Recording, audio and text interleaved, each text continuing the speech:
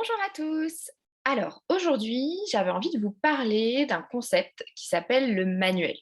Alors, les meubles Ikea, les Playmobil, les Lego, euh, tout ce genre de choses, les appareils électroniques aussi, ont des manuels d'utilisation.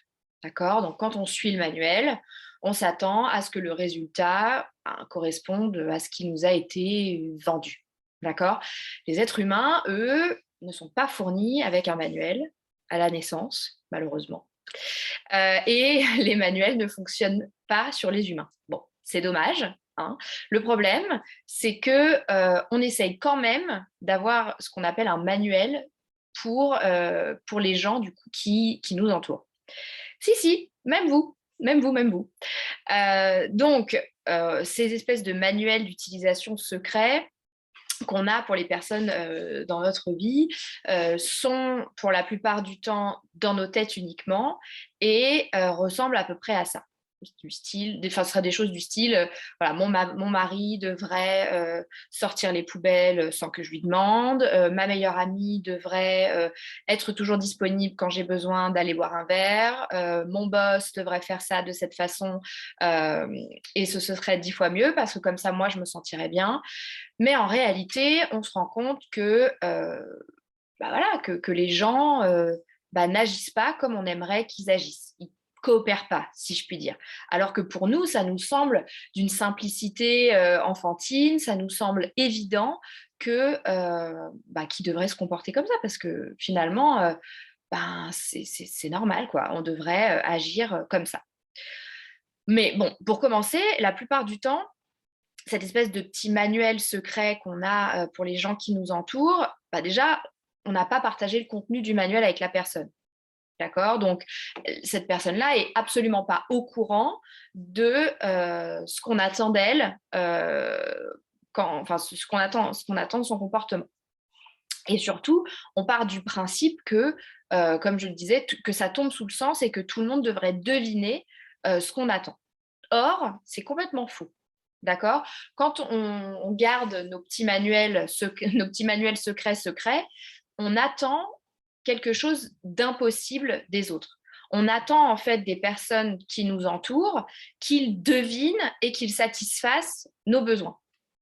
Or, si vous commencez à éventuellement partager le contenu de votre manuel avec la personne en question, la personne ensuite peut choisir de faire ce que bon lui semble de ce que vous lui avez dit. Typiquement, quand vous allez demander à votre mari de sortir les poubelles, il peut choisir de le faire ou choisir que lui aussi ça le gonfle et que il n'a pas envie de le faire et que peut-être que si vous voulez que la poubelle soit sortie, il va falloir le faire vous-même. Mais en gros, vous pouvez, en partageant votre souhait, avoir soit une personne qui en face va satisfaire votre besoin ou votre demande, soit non. Mais finalement, ce qui compte ici, c'est que les adultes sont totalement libres d'agir selon leur bon vouloir et qu'on ne peut pas contrôler le comportement des autres avec un manuel. C'est-à-dire qu'on euh, ne peut pas finalement déléguer la responsabilité aux autres de notre ressenti à nous. C'est-à-dire que s'attendre que votre mari sorte les poubelles quand vous, vous pensez que c'est le bon moment parce que vous, ça vous arrangerait que ce soit fait, et que comme ça, s'il le fait automatiquement, vous vous sentirez mieux, en fait, c'est déléguer toute la responsabilité de votre bien-être, bon, autour d'un sujet futile, j'en conviens, mais des sujets futiles au quotidien, on en a plein. Et finalement, voilà, vous déléguez à votre mari la responsabilité de vous sentir bien à la condition qu'il sorte les poubelles. Or, notre bien-être individuel, il dépend de nous et que de nous. C'est notre job à nous de faire en sorte qu'on se sente bien quand on en a envie, et c'est pas la responsabilité des autres. Et en fait, plus vous essayez de faire en sorte que les gens agissent comme vous aimeriez qu'ils agissent pour vous sentir bien, plus du coup vous développez avec ces personnes-là une relation qui du coup est faussée, puisque eux vont agir pour vous faire plaisir, mais finalement pas forcément comme eux l'auraient entendu. Et du coup, finalement, bah, ça vous déconnecte l'un de l'autre parce que la personne avec qui vous avez cette relation et pour laquelle vous avez ce modèle, bah, du coup, va pas être elle-même et va pas être 100% authentique avec vous parce qu'elle va essayer de se plier à ce manuel que vous avez de façon officielle ou inofficielle avec elle. D'accord? Donc, je rappelle que on ne peut pas contrôler les autres avec un manuel. On ne peut pas contrôler les gens de manière générale et on est responsable de notre propre bien-être et de notre ressenti à nous. Attendre des autres qu'ils se comportent d'une certaine façon pour nous sentir bien, c'est vraiment déléguer tout notre pouvoir à ces gens-là et c'est vraiment pas... finalement, c'est pas sain parce que c'est leur donner une mission complètement impossible à réaliser. Donc moi, ce que je vous propose, c'est d'essayer de laisser tomber vos manuels, vos règles, les codes un petit peu, euh, qui, oui, qui tomberaient sous le sens pour vous, et de faire part de vos souhaits sans pression à vos proches, et de prêter attention à leur façon d'agir quand vous n'essayez pas de les contrôler, de les laisser être qui ils ont envie d'être, et d'être du coup plus en phase et plus ben, je dirais plus sincères, plus eux-mêmes avec vous. D'accord? Et ce qu'il faudrait que vous essayiez plutôt de vous contrôler, de vous concentrer à faire au lieu de contrôler les autres, c'est surtout de contrôler votre comportement et votre façon de répondre au comportement des autres. Libre à vous, lorsque les personnes autour de vous ne répondent pas favorablement à vos attentes, d'en penser ce que vous voulez. C'est pas parce que votre mari ne sort pas les poubelles alors que vous, ça vous ferait super plaisir et que vous vous sentiriez mieux d'avoir une cuisine qui sent bon et qui est bien rangée, ben, vous pouvez en penser ce que vous voulez. Vous pouvez penser que bah, lui aussi, ça le gonfle de sortir les poubelles parce que c'est pas très fun. Ou alors, vous pouvez penser, oh, il s'en fiche de moi, il m'aime pas, et en faire tout un drame.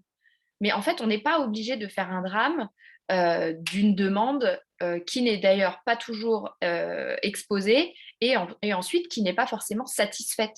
Une personne qui ne satisfait pas votre demande ne veut pas dire que cette personne ne vous aime pas ou que vous n'avez pas d'importance à ses yeux. Ça n'a rien à voir. Ça dit tout de la personne, mais ça ne dit rien de vous. D'accord? Et euh, quand on laisse les autres être qui ils sont, finalement, nous, on est beaucoup plus calme, beaucoup plus ouvert à la possibilité d'autres perspectives sur la situation ou sur les choses, et on aborde du coup ces mêmes événements avec beaucoup plus de curiosité. C'est aussi plus agréable que de prendre les choses hyper personnellement et de faire du comportement des autres un sujet qui nous concerne, nous. Parce que, comme je le disais, quoi qu'il en soit, le comportement des autres a tout à voir avec eux et rien à voir avec nous. Alors, je vous laisse essayer de voir avec qui vous avez un manuel et quel type de manuel vous avez. Essayez de rédiger vos règles de façon assez précise pour voir dans quelle mesure vous essayez de faire un petit peu de contrôler le comportement des gens pour vous sentir bien, et essayez de faire part de vos demandes et de voir si ça matche avec la personne en face. Et si ça ne matche pas, ce n'est pas grave. Ça ne dit rien de vous.